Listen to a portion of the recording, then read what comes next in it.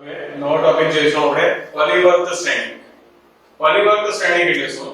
તો આપણે કોઈ પણ શ્રેણી લઈએ m/x n કક્ષામાં આપણે શ્રેણી લઈએ તો હવે એ શ્રેણીની જે હાર જે છે એને હું સ્તંભના સ્વરૂપમાં લખું અને જે સ્તંભ છે એને હું હારના સ્વરૂપમાં લખું. એટલે કે હારને સ્તંભમાં રૂપાંતર કરું અને સ્તંભને હારમાં રૂપાંતર કરું તો નવો જે શ્રેણી મળશે એને આપણે પરિવર્ત શ્રેણી તરીકે દર્શાવશું. અને પરિવર્ત શ્રેણી જે છે એને a' અથવા તો at t એટલે પરિવર્તન ઇંગ્લિશમાં ટ્રાન્સપોઝ મેટ્રિક્સ કહીશું તો ટ્રાન્સપોઝ પરથી t આવશે. a' અથવા at વડે આપણે દર્શાવી શકીએ. બરાબર? તો કોઈ પણ m/n કક્ષાનો શ્રેણિક છે એને અનુરૂપ હારને આપણે શું કરશું? સ્તંભમાં રૂપાંતર કરશું અને સ્તંભ જે છે એને અનુરૂપ હારમાં રૂપાંતર કરશું. તો જે નવો શ્રેણિક મળશે એને આપણે શું કહીશું? પરિવર્ત શ્રેણી. આપણે એક ઉદાહરણ લઈએ. માની લો એક શ્રેણી લઈએ 1 2 0 -5 √3 2/3. આ એક શ્રેણી છે.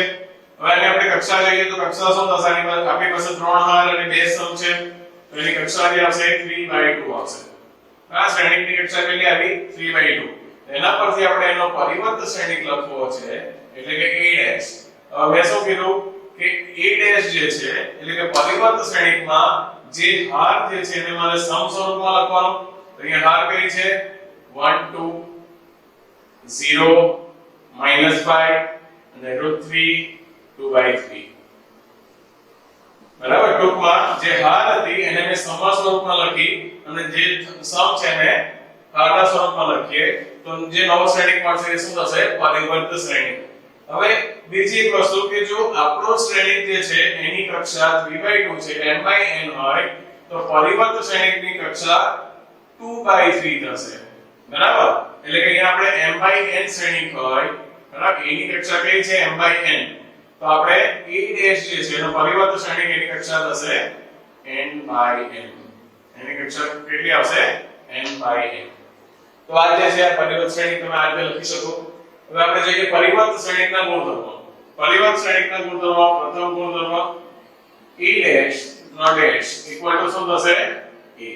એટલે કે કોઈ શ્રેણીક છે એનો ફરીથી પરિવર્ત લઈએ એટલે કે આ a છે એનો ફરીથી પરિવર્ત લઈશું એટલે કે આ જે છે આને સ્તંભને હારમાં લખીએ એટલે પાછો તમને મૂળભૂત શ્રેણીક જ મળશે એટલે a' નો ડેશ ઇક્વલ ટુ a.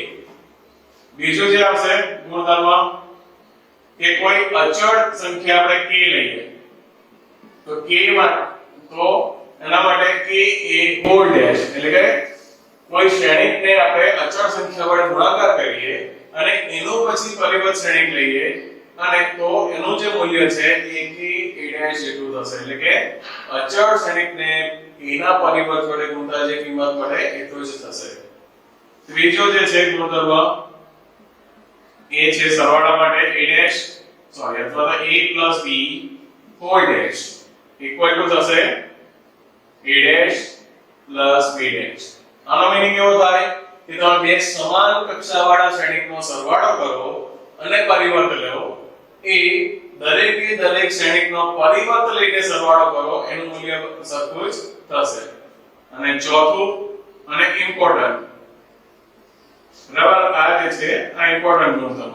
આની અંદર શું છે કે ab હોલ ડેશ ગુણાકાર માટે કે બે શ્રેણીનો ગુણાકાર કરી પરિવર્ત લો તો એનો જવાબ જે છે ab' a' થશે. એટલે કે ગુણાકાર જે છે એટલે પરિવર્ત શ્રેણીક લો અને એનો ગુણાકાર પણ રિવર્સ ઓર્ડરમાં લેવાનો.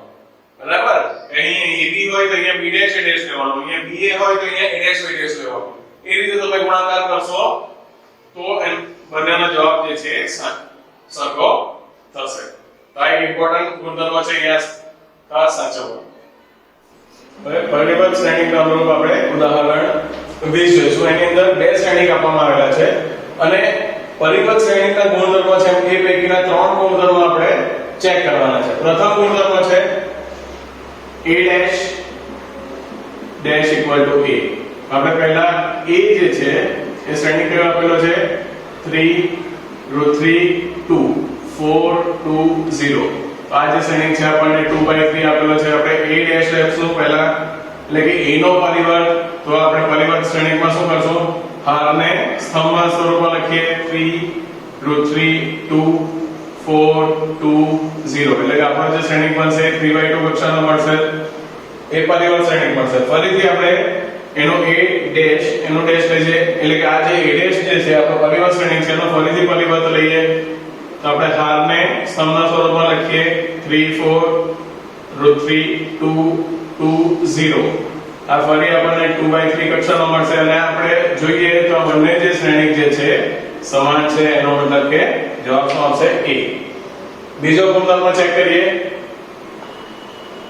બીજા ગુણધર્મમાં આપણને a + b whole dash equal to a dash + b dash check કરવાનું છે. તો આપણે પહેલા a + b કરીએ.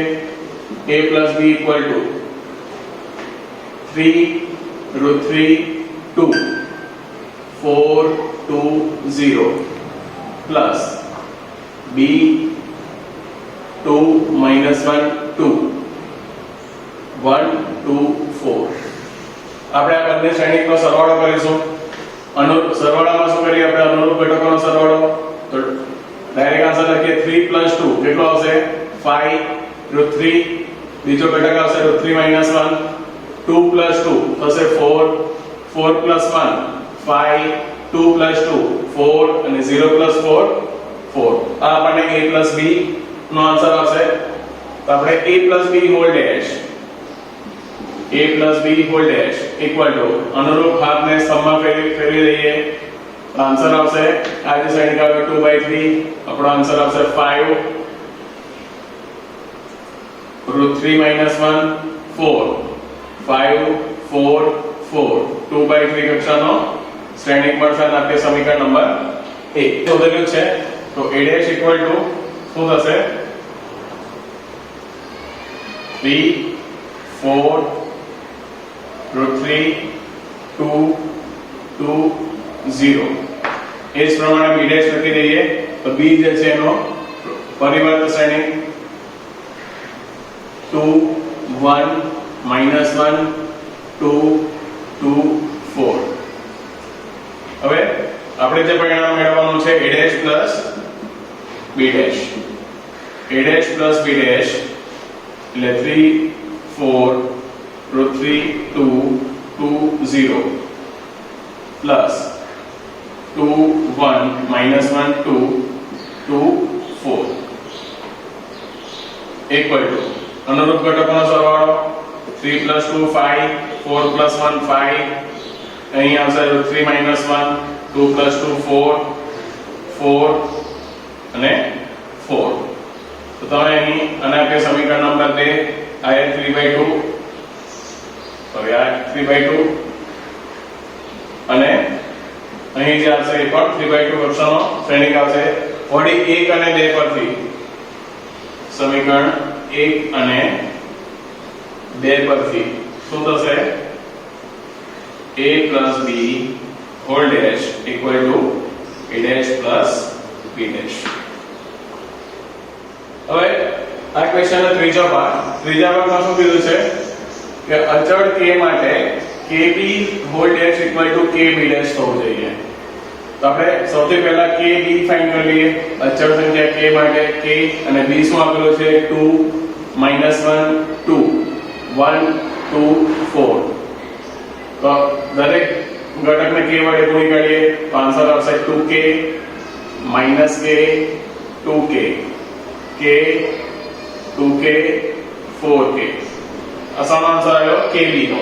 તો આપણને શું જોઈએ? ડાબી બાજુ kb હોલ ડેશ એટલે આપણે kb જે છે એનો પરિવર્ત લઈએ 2k k - k 2k અને 2k 4k આ આપણો આન્સર આવશે 3/2 સમીકરણ નંબર 1.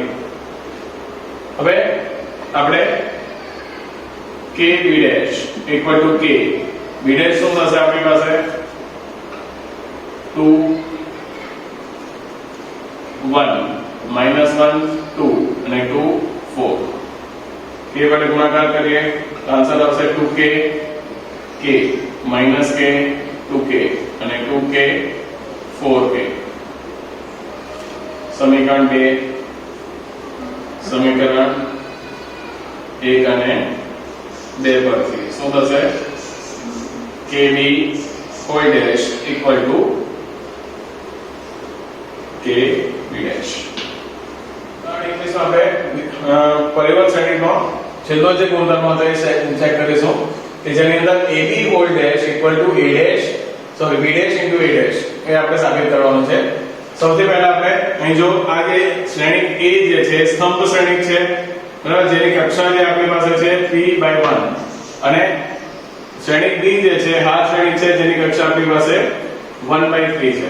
તો પ્રથમ શ્રેણિકના હારની સ્તંભની સંખ્યા અને બીજા શ્રેણિકના હારની સંખ્યા સમાન છે, એનો મતલબ કે ab શક્ય બને. ab શોધી કાઢીએ. ab ઇક્વલ ટુ -2 4 5 અને b આવશે 1 3 -6. ચલો ગુણાકાર કરશો. પ્રથમ હાર પ્રથમ સ્તંભ -2 into 1 એટલે શું આવશે -1. પ્રથમ હાર બીજો સ્તંભ -2 into 3 -6. પ્રથમ હાર ત્રીજો સ્તંભ -+12. હવે બીજો હાર પ્રથમ સ્તંભ 4 4 ગુણ્યા 3 12.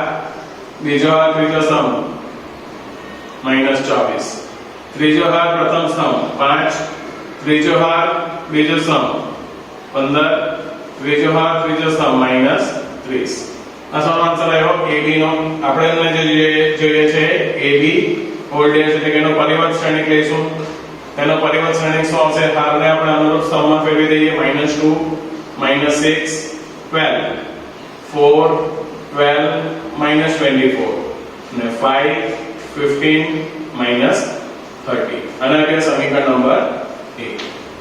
હવે જે આપણે શોધવાનું છે b dash into a dash. તો સૌથી પહેલા b ડેશ લખીશું. b ડેશ શું થશે? તો હાલને આપણે સ્તંભમાં ફેરવી દઈએ તો જવાબ આવશે 1 3 -6. અને a ડેશ શું થશે? તો a ડેશ એટલે સ્તંભને હારમાં લખી દઈએ તો આવશે -2 4 5. હવે અહીં તમે જો આ જે છે સ્તંભ શ્રેણિક એટલે 3/1 આ 1/3 થશે. અહીં પણ b ડેશ a ડેશ જે છે એનો ગુણાકાર કરીએ. b dash a dash equal two 1 3 -6 into -2 4 5. ચલો પ્રથમ હાર પ્રથમ સ્તંભ 1 ઇન્ટુ -2 પ્રથમ હાર બીજો સ્તંભ 4 પ્રથમ હાર ત્રીજો સ્તંભ 5. ચલો બીજો હાર પ્રથમ સ્તંભ ગુણાકાર કરીશું -6. બીજો હાર બીજો સ્તંભ 12 15. તો ત્રીજો હાર પ્રથમ સ્તંભ -12 -24 -30. અને આપણે આજે આવશે સમીકરણ નંબર 2. તો સમીકરણ 1 અને 2 બંને સમાન આવ્યા તો આપણે લખી શકીએ સમીકરણ 1 અને 2 પરથી AB whole dash equal to B dash A dash જે સાબિત થાય. હવે સ્વાધ્યાય 3.3 નો ક્વેશ્ચન 3 એની અંદર તમને A ડેશ અને B આપેલો છે. આપણે ગુણધર્મ પ્રમાણે a + b whole dash equal to a dash + b dash અને a - b whole dash equal to a dash - b dash સાબિત કરવાનું છે. તો સૌથી પહેલા a ડેશ આપેલું છે આપણને 3 4 -1 2 0 1. તેના પરથી આપણે a લખી દઈએ. a એટલે આનું પાછું ટ્રાન્સપોઝ થશે તો એનો આન્સર આવશે 3 4 -1 2 0 1. એ જ રીતે b આપેલું છે -1 1 2 2 1 3. એના પરથી આપણે b ડેશ લખી દઈએ. હારને સ્તંભમાં ફેરવી દઈએ -1 2 1 1 2 3. તો આપણે જે શ્રેણિકને જોઈતા હતા એ બધા શ્રેણિક પડી ગયા. હવે આપણે પહેલું જે પરિણામ છે એમાં left hand side a + b whole dash equal to a એટલે